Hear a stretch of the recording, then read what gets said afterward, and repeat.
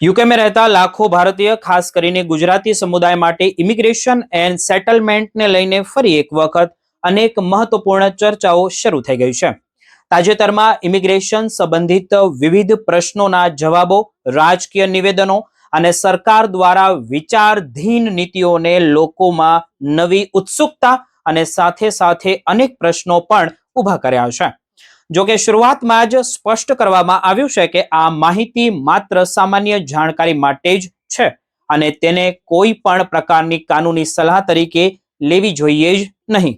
દરેક વ્યક્તિનો immigration case અલગ હોય છે અને કોઈ પણ મહત્વપૂર્ણ નિર્ણય લેતા પહેલા યોગ્ય કાનૂની સલાહકારનો સંપર્ક કરવો ખૂબ જરૂરી દરેક એનઆરઆઈ માટે બની ગયું છે. હવે ચાલો વિગતે સમજીએ કે હાલમાં યુકેમાં ઇમિગ્રેશન અને સેટલમેન્ટને લઈને શું ચર્ચાઓ ચાલી રહી છે અને આ માહિતી તમારા માટે કેટલી મહત્વપૂર્ણ બની શકે છે. સૌથી પહેલા આપણે વાત કરીએ તો FLR FP પાર્ટનર રૂટ પર રહેલા લોકોની. ઘણા લોકોનો પ્રશ્ન હતો કે જો કોઈ વ્યક્તિ હાલમાં FLR FP પાર્ટનર રૂટ એટલે કે 10 વર્ષના રૂટ પર હોય અને તેને 2.5 વર્ષનો વિઝા મળ્યો હોય પરંતુ પછી તેના જીવનમાં ડોમેસ્ટિક એબ્યુઝ જેવી ગંભીર પરિસ્થિતિ ઊભી થાય અથવા તેણે યુકેમાં લાંબા સમય સુધી કાયદેસર રીતે નિવાસ કર્યો હોય તો શું તે ઇનડેફિનેટ લીવ ટુ રિમેઇન એટલે કે ILR માટે અરજી કરી શકે? આ અંગે સમજવામાં આવ્યું કે જો કોઈ વ્યક્તિએ યુકેમાં સતત કાયદેસર રીતે 10 વર્ષની લોફુલ રેસિડેન્ટ પૂર્ણ કરી હોય તો 10 વર્ષની લોફુલ રેસિડેન્સીના આધારે ILR માટે અરજી કરવામાં પાત્ર તે બની શકે છે. આ પાત્રતા વ્યક્તિ કયા પ્રકારના વિઝા પર રહી હતી તેના કરતા વધુ તેના કાયદેસર નિવાસના સમયગાળા પર આધારિત હોઈ શકે છે. એટલે કે જો તમામ નિયમોનું પાલન કરવામાં આવ્યું હોય અને જરૂરી પુરાવા ઉપલબ્ધ હોય તો અરજી કરવાની તક તમને મળી શકે છે. જો કે અંતિમ નિર્ણય હંમેશા સંબંધિત અધિકારીઓ દ્વારા દરેક કેસની વિગતોના આધારે જ લેવામાં આવે છે. ત્યારબાદ EU ફેમિલી પરમિટ અને EU પ્રી સેટલમેન્ટ સ્કીમ અંગે પણ મહત્વપૂર્ણ પ્રશ્ન પૂછવામાં આવ્યો. પ્રશ્ન એવો હતો કે જો કોઈ વ્યક્તિએ EU પ્રી સેટલમેન્ટ હેઠળ 5 વર્ષ પૂર્ણ કર્યા હોય તો શું તે સેટલમેન્ટ માટે અરજી કરી શકે? તેના જવાબમાં જણાવવામાં આવ્યું કે સામાન્ય રીતે 5 વર્ષની પાત્રતા પૂર્ણ થયા બાદ સેટલમેન્ટ માટે અરજી કરી શકાય છે, પરંતુ અરજી મંજૂર થવી એ વાત પર આધાર રાખે છે કે અરજદારને શરૂઆતમાં પ્રી સેટલમેન્ટ કયા આધારે આપવામાં આવ્યું હતું. આપણે હવે ઉદાહરણ તરીકે જોઈએ તો જો પરિવારના સભ્ય અથવા માતા પિતાના EU સ્ટેટસના આધારે પ્રી સેટલમેન્ટ મળ્યું હોય તો તે સંબંધિત નિયમોનું પાલન પણ જરૂરી બને છે. જો કેસમાં કોઈ જટિલતા ન હોય અને તમામ દસ્તાવેજો યોગ્ય રીતે રજૂ કરવામાં આવ્યા હોય તો સામાન્ય રીતે 4 થી 6 મહિનામાં અરજી પર નિર્ણય આવી શકે છે. જો કે દરેક અરજીનો સમય અલગ હોઈ શકે છે. હવે વાત કરીએ યુકેના રાજકીય માહોલની. હાલમાં યુકેમાં ગેરકાયદેસર ઇમિગ્રેશન એક મોટો રાજકીય મુદ્દો બની ગયો છે. રિફોર્મ યુકે પાર્ટીના નેતા નાઇજેલ ફરાજે તાજેતરમાં એવું નિવેદન આપ્યું કે ફ્રાન્સથી બોટ મારફતે ગેરકાયદેસર રીતે યુકેમાં પ્રવેશતા માઇગ્રન્ટ્સને રોકવા માટે નેવીનો ઉપયોગ કરવો જોઈએ. તેમણે સ્પેન અને મોરોક્કો વચ્ચે અમલમાં રહેલા જે કેટલાક મોડેલનો જે ઉલ્લેખ કરીને એવો દાવો કર્યો કે દરિયાઈ માર્ગો પર વધુ કડક કાર્યવાહી કરવાથી ગેરકાયદેસર પ્રવેશમાં ઘટાડો થઈ શકે છે. સાથે જ તેમણે યુકે અને ફ્રાન્સ વચ્ચેના 1 in 1 out કરારનો પણ ઉલ્લેખ કર્યો છે. જો કે આ નિવેદન બાદ અનેક માનવ અધિકાર સંગઠનોએ વિરોધ નોંધાવ્યો અને ચિંતા વ્યક્ત કરી કે સુરક્ષાના નામે માનવ અધિકારો સાથે કોઈ પણ પ્રકારનું સમાધાન ન થવું જોઈએ. બીજી તરફ યુકેના વડાપ્રધાનની સેટલમેન્ટ પોલિસી અંગે પણ ચર્ચા સતત વધી રહી છે. ખાસ કરીને ILR મેળવવા માટે 5 વર્ષનો સમયગાળો યથાવત રાખવો અને કે પછી તેને વધારીને 10 વર્ષ કરવાનો અથવા બંને વચ્ચે કોઈ નવી વ્યવસ્થા બતાવવી અંગે હજુ સુધી કોઈ અંતિમ નિર્ણય લેવામાં જ આવ્યો નથી. સરકારનું એવું કહેવું છે કે જાહેર પરામર્શ જોઈએ તો પ્રક્રિયા પૂર્ણ થયા બાદ જ અંતિમ નીતિ પર જાહેર સૂચના આપવામાં આવશે. એટલે કે હાલમાં વિવિધ સૂચનો અને અભિપ્રાયો પર વિચારધારા ચાલી રહી છે. આ કારણે ઘણા વિઝા ધારકોમાં અનિશ્ચિતતા જોવા મળી રહી છે અને લોકોમાં સત્તાવાર જાહેરાતની રાહ પણ તે જોઈ રહ્યા છે. આ સાથે જ રાઇટ ટુ વર્ક પોલિસી અંગે પણ ચર્ચા ચાલી રહી હોવાનું પણ આપણે બધા જોઈ રહ્યા છીએ. ખાસ કરીને અસાયલમ સિકર્સને તેમના કેસ પેન્ડિંગ હોય ત્યારે કામ કરવાની મર્યાદા પરવાનગી આપવી જોઈએ કે નહીં તે અંગે સરકાર વિચારધારા કરી રહી છે. એક પ્રસ્તાવ મુજબ આપણે જો વાત કરીએ તો જો કોઈ વ્યક્તિને તે અંગે રિફ્યુઝી સ્ટેટસ આપવામાં આવે તો તે નિયમિત રીતે કામ ચલાઉ રાખી શકે અને પરંતુ જો અરજી નામંજૂર થાય તો કામ કરવાની પરવાનગી પણ સમાપ્ત થઈ શકે છે.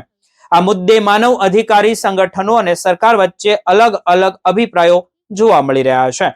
કાનૂની ક્ષેત્રમાં પ્રકાશિત થયેલા એક મહત્વપૂર્ણ લેખમાં વધુ કેટલાક રસપ્રદ મુદ્દાઓ સામે આવ્યા છે. જેમાં જણાવવામાં આવ્યું છે કે UK digital ID card system અમલમાં મૂકવાનો અગાઉનો વિચાર હાલ માટે રદ કરવામાં આવ્યો છે. આ યોજના હેઠળ લોકોની ઓળખ, બેન્કિંગ પ્રક્રિયા અને રાઇટ ટુ વર્ક ચેકને વધુ સરળ અને ડિજિટલ બનાવવાનો પ્રયાસ થવાનો હતો. પરંતુ હાલ સરકારના જે આ યોજના સાથે આગળ એવી રીતે વધી નથી રહી. જે આ નિર્ણય બાદ ફરીથી ચર્ચા એવી શરૂ થઈ છે કે ભવિષ્યમાં સરકાર કોઈ નવા ડિજિટલ ઓળખ વ્યવસ્થા રજૂ કરશે કે નહીં. અસાયલમ પ્રક્રિયાને વધુ ઝડપી બનાવવા માટે પણ સરકારની નવી વ્યવસ્થા અમલમાં લાવવાની તૈયારીઓમાં છે. નવી યોજના મુજબ બાયોમેટ્રિક નોંધણી અને મુખ્ય જે ઇન્ટરવ્યુને એક જ પ્રક્રિયામાં સામેલ કરીને વન વિન્ડો પ્રોસેસ તૈયાર કરવામાં આવ્યો છે. સરકારનો ઉલ્લેખ એવો છે કે અસાયલમ અરજીઓનો નિર્ણય શક્ય તેટલો ઝડપીથી કરવામાં આવે અને લાંબા સમયથી પેન્ડિંગ રહેલા કેસોની સંખ્યામાં મોટો ઘટાડો થાય. સરકારનું લક્ષ્ય લગભગ 2 મહિનામાં અરજી પર નિર્ણય લેવાનું હોવાનું જણાવવામાં આવી રહ્યું છે. જો કે માનવ અધિકારી સંગઠનોનું કહેવું છે કે ખૂબ ઝડપથી નિર્ણય લેવાથી કેટલાક કેસમાં યોગ્ય રીતે તમામ પુરાવાની તપાસ ન થઈ શકે અને અરજદારોમાં અધિકારો પર અસર પણ પડી શકે છે. આ ઉપરાંત એક વધુ ચર્ચાસ્પદ દરખાસ્ત સામે એવી આવી છે કે કેટલાક એવા કેસમાં જ્યાં જે ડિસ્ટ્રીબ્યુશન અપીલ કરવાનો અધિકાર ઉપલબ્ધ નથી અને ત્યાં સમુદાયના આગેવાનોનો અથવા તો ધાર્મિક સંસ્થાઓના પ્રતિનિધિઓને એડજસ્ટમેન્ટ કેટર્સ તરીકે જોવાની ચર્ચા પણ ચાલી રહી છે. હવે આપણે ઉદાહરણ તરીકે જોઈએ તો ચર્ચના પ્રતિનિધિ અને મસ્જિદના ઇમામ અથવા અન્ય સમુદાયના જવાબદાર લોકોની મદદથી કેટલાક વિવાદનો ઉકેલ લાવવાનો વિચાર રજૂ કરવામાં આવ્યો છે. પરંતુ આ વિચાર સામે પણ અનેક કાનૂની નિષ્ણાતો અને માનવ અધિકાર સંસ્થાઓ જોઈએ તો એમણે પ્રશ્ન ઉઠાવ્યો છે કે તેમનું માનવું એવું છે કે ન્યાયિક પ્રક્રિયાની જગ્યાએ આવી વૈશ્વિક વ્યવસ્થા અપનાવવાથી પારદર્શિતા અને ન્યાય બંને પર અસર પડી શકે છે. સરકાર ગુનાહિત ઇતિહાસ ધરાવતા વિદેશી નાગરિકો સામે પણ કડક વલણ અપનાવવાના સંકેતો પણ આપી રહી છે.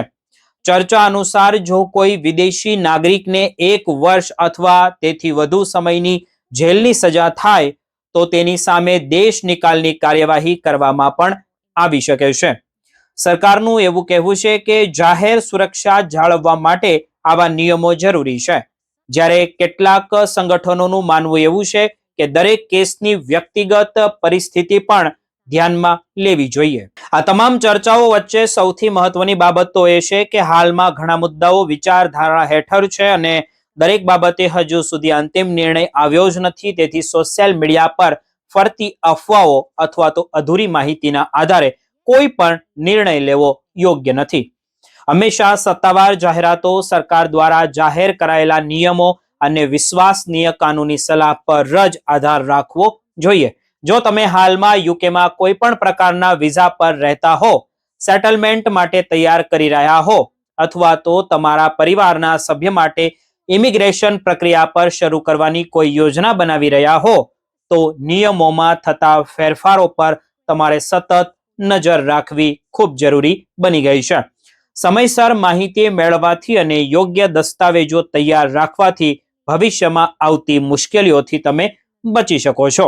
અંતમાં ફરી એકવાર આપણે યાદ કરી લઈએ કે અહીં રજૂ કરવામાં આવેલી તમામ માહિતી માત્ર ને માત્ર સામાન્ય જાણકારી માટે જ છે. તેને કાનૂની સલાહ તરીકે તમારે ન લેવી જોઈએ. દરેક વ્યક્તિનો ઇમિગ્રેશન કેસ અલગ હોય છે અને તેના આધારે જ પરિણામ અલગ અલગ આવી શકે છે. તેથી કોઈ પણ અરજી, અપીલ અથવા તો મહત્વપૂર્ણ નિર્ણયો લેતા પહેલા અનુભવી જે પણ લાયક ઇમિગ્રેશન સલાહકાર અથવા તો વકીલ હોય તેની તમારે સલાહ લેવી જોઈએ અને તે યોગ્ય પણ રહેશે. યુકેની ઇમિગ્રેશન નીતિમાં આવતા દિવસોમાં વધુ ફેરફારો શક્ય છે કે તે બદલી શકે. તેથી સત્તાવાર માહિતી પર નજર રાખવી અને નિયમિત અપડેટ રહેવું પણ એટલું જ જરૂરી બની ગયું છે દરેક અરજદાર માટે જે યુકેની અંદર રહે છે તે ભારતીય માટે.